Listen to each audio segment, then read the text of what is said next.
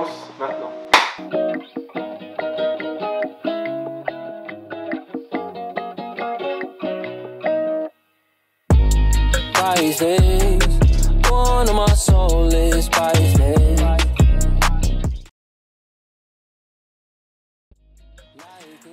Comment méditer la parole de Dieu? Je sais pas si c'est propre à chacun, mais moi, avant de commencer à méditer la parole de Dieu, je commence déjà par une prière.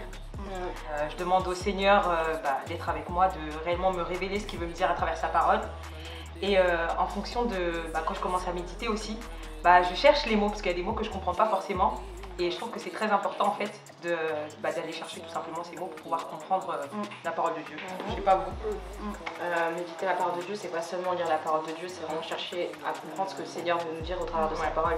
Donc méditer, pour moi, il faut prendre des notes, il faut vraiment garder une trace en fait de ce qu'on reçoit de la part du Seigneur.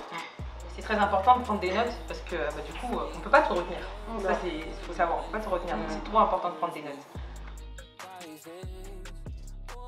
Comment méditer? Je pense aussi qu'il faut être organisé dans la lecture de la parole de Dieu, c'est-à-dire qu'il ne faut pas se dire qu'en une journée on va lire tout Apocalypse. Il faut vraiment être structuré dans la lecture.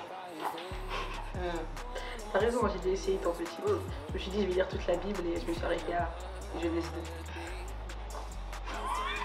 J'espère que t'as avancé depuis. Faut pas lire comme un livre qu'on nous donne à l'école ou autre.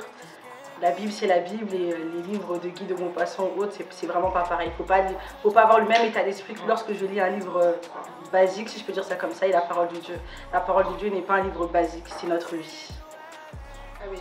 Donc la parole de Dieu est vie.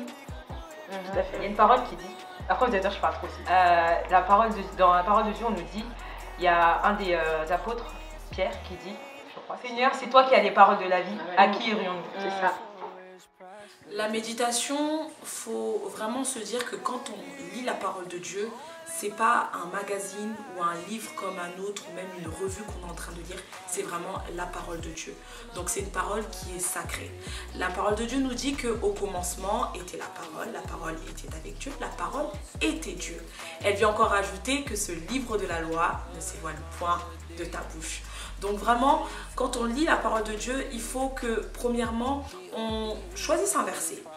Ensuite, quand on a trouvé le verset, on commence à choisir des mots-clés et ces mots-clés, on finit par chercher les définitions pour pouvoir mieux comprendre les termes et on finit tout simplement par mettre en pratique la parole de Dieu.